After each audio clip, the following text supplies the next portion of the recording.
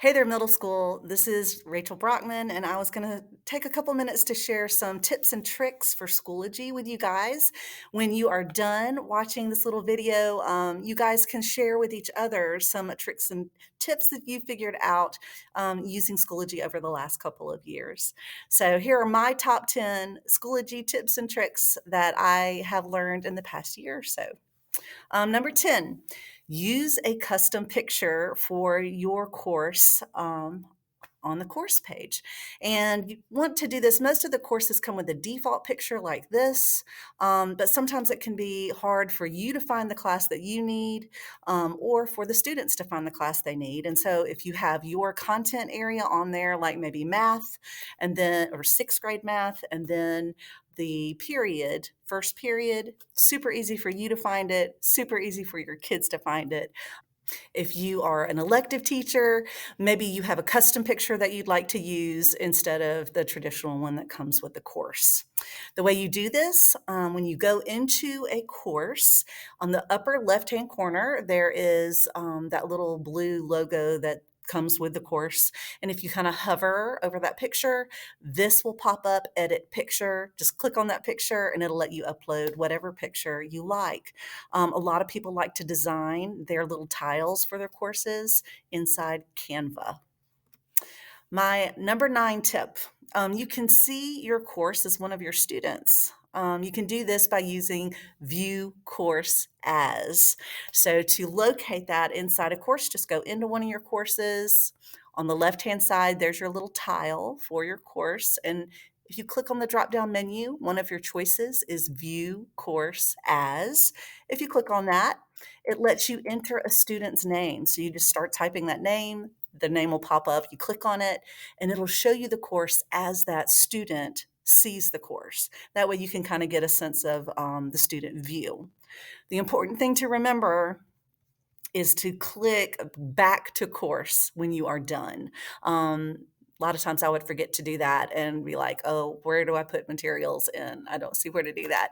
You've got to click back to course to get back to the teacher view. Number 8, in-class discussions, you can require students to post before they can read their classmates' posts.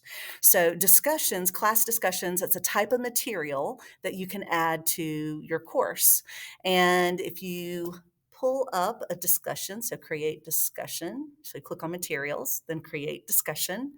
Down here at the bottom, there is a little button that's grayed out. It looks like a student and a maybe a stop. What is that? A stoplight.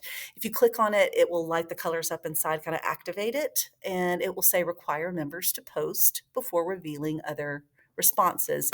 That way, if you want to use this like a formative assessment, you can have them share what they know, not necessarily reading what everybody else said and then just retyping what everybody else said. So that's a great little button to know where it is and how to use it.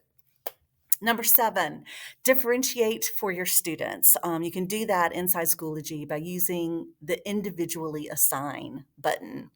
You can find that when you are creating a discussion or creating an assignment, different materials. Down here at the bottom again, there's 3 little circles that are grayed out, but when you click on them, again, the color comes in for them and it's individually assigned. When you select that, it adds a field up in here for you to add the student names that you wish to assign that for. So if you have some students that miss some work, or if you have some students that you need to just give a different assignment to for whatever reason, that's a great little feature to use to help you do that, help you differentiate. Number 6, you can attach audio directions or video directions to any assignment. This is a neat feature. Inside Add Assignment, so if you go into Materials and Add Assignment, one of the buttons down here is Audio Video Recording. If you have some kids that just will not read directions, this is a great little feature for them that can have you explain the directions to them. So great video or audio recording addition to your assignments. Number 5, you can copy your assignments to all your courses at the moment that it's created.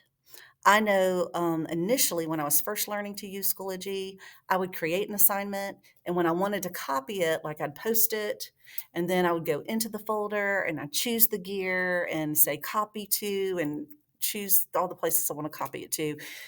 You don't have to do all that. At the point that you create the assignment, there's a little button down here that if you click on it when you're creating assignment, click right there on the clipboard and it will pop up your different courses. You can assign that to as many of the courses as you want to at the point that you create it. So that's a little shortcut to get that done. Number 4, you can add apps in Schoology to expand your resources that you can give to your students and that you can use too. At the top of your Schoology page, you may have noticed some little icons up here. One of them right here is your apps icon. At the beginning, many of us added our Google account through that little icon right there, and then we've kind of forgotten about that icon. Oh my goodness, there's so many great resources inside the apps if you click on that little button. So if you click on it, the little drop down will come up and you'll see several things that the school has kind of pushed out for us. There'll be a button that says App Center. Click on that and it will take you to pages of resources that you can use with your students. Some of these are really great. Like I know Amy Raymer has a great collection of digital books, so audio and digital books. And Sora, you can assign those directly to your class through Sora using the app there if you add that to Schoology. Newsy LA has got an app in here. TED Ed does. There's so many that you can explore. If it's an app that we have not used before at Trustful City Schools, you can submit that to the tech department for approval, and we can get that approved and added to Schoology across the board. So check these out. I mean, it's just kind of cool. Lots of resources. Number 3, um, you can message any student in the entire school. This is great if you are a sponsor of a club, or if, I don't know, you're subbing and you need to reach out to a student that I don't know, that borrowed something from you the day before while you were subbing for them. So to do this, to message any student in the school, if you go in here and go to your upper right-hand corner where the little envelope is, click on that envelope. It'll pop up and allow you to create a new message. Click on that, and then you can start typing the name of the student. And so if I start typing John, every single John in the school will pop up. I choose the John that I need to talk to, and I can send my message to him inside Schoology. The big thing that we need to do, though, guys, is just start encouraging the kids, keep encouraging the kids to check their Schoology email. Whenever they see a notification up there, they have got to click on it and check their notifications. Number 2, you can control those notifications. If you get tons and tons of email letting you know every time an assignment has been submitted, you don't have to wade through all of that in your inbox.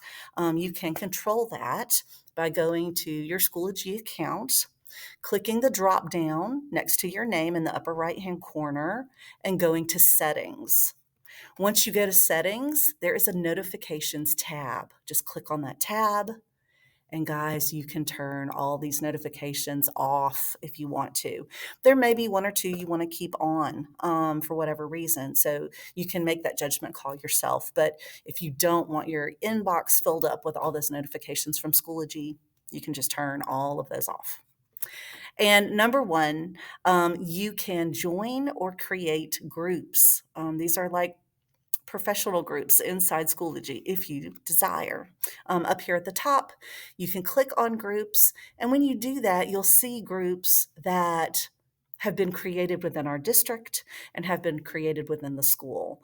Like I know I'm still a member of the HTMS shared resources. So you can join any of the groups, you can access your groups that way and join groups that way. To get to these professional groups I'm talking about, though, you're going to want to click over here where it says My Groups. Click right there, and you'll see a listing of your groups show up that you are a member of.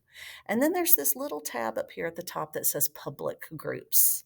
That's where you're going to want to click. And you're going to see a listing of these different professional groups. This is not just trustful educators. These are educators across the country that use Schoology. Some great conversations and great resources are shared within these groups. So definitely check those out. I hope that you learned maybe one or two new tips or tricks you did not know before in Schoology. And now I'm going to turn it over to all of you and let you talk with one another about things that you've discovered inside Schoology, having used it for the last 2 years. Miss you guys. Hoping to see you soon. Bye, y'all.